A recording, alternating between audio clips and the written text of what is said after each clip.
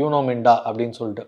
ஆனால் இதுவுமே வந்து பேர் தெரியாத கம்பெனி தான். பட் ஆனால் இந்த கம்பெனியோட மார்க்கெட் கேப் பார்த்தீங்கன்னா 75,000 கோடிக்கு மேலே இருக்குது.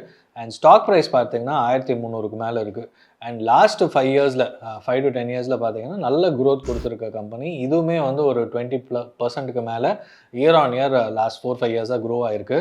அண்ட் இவங்க வந்து ஸ்விட்சஸ்ஸு, 2 வீலர் 4 வீலருக்கான அலாய் வீல்ஸு, அது கூட ரிலேட்டட் ஸ்விட்சஸ், கேஸ்டிங்கு, எக்கச்சக்க விஷயங்கள் பண்ணிட்டு இருக்காங்க. இவங்க எல்லாமே வந்து டாப் 1 ஒரு டாப் 2 பிளேயராக இருக்காங்க இந்த செக்மெண்ட்டில்.